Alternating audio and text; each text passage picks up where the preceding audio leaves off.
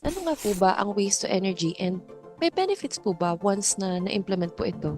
Ang waste to energy ay ang pagkuha ng isang uri ng enerhiya mula sa mga basura. Pwede itong non-biodegradable or biodegradable. Meron tayong iba't ibang waste to energy, no?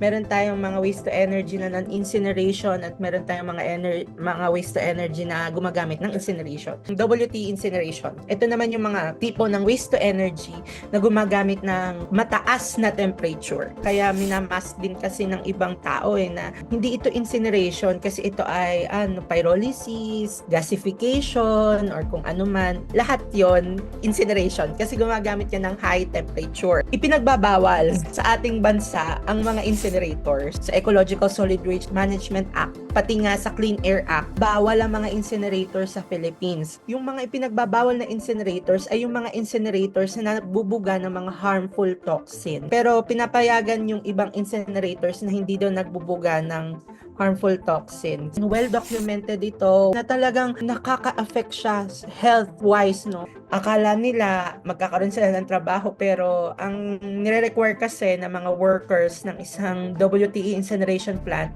ay mga highly trained, quote and unquote, highly trained workers. Ito yung mga engineers, talagang know sa kung paano gumalaw sa isang planta. At hindi basta-basta na local ang pwedeng tumao sa planta na yun. So, hindi yun nangyari. Pangalawa, wala rin nakuhang mga scholarships yung mga bata na nandoon. Actually, maraming businesses yung umalis, maraming businesses yung nagsara kasi yung usok na napoproduce ng incinerator, nagda-drive away siya ng mga tao.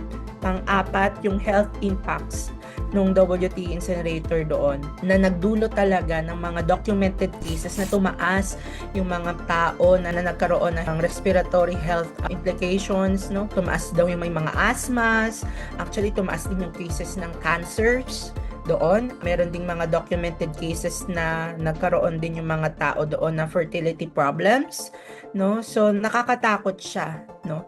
Hindi naman talaga siya pinopronta as a renewable energy source per se.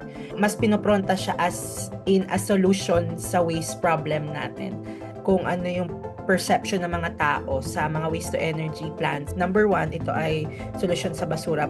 Secondary pa yung siya ay energy stores. Naniniwala kami na ang solusyon natin sa issue natin sa basura ay ang pagkakaroon ng mga tamang mekanismo at pagsuporta sa mga waste pickers natin. Tuon natin pansin natin sa circular economy na ang pagtrato natin sa basura ay yaman natin. Isa itong untapped resource na kung saan mapapakinabangan pa ito natin as a society. Ang sinasabi natin dito sa proyektong ito na sana ay mabawasan, no, yung dami ng plastic dito sa ating bansa at pag-stop mismo ng overproducing ng plastic, no.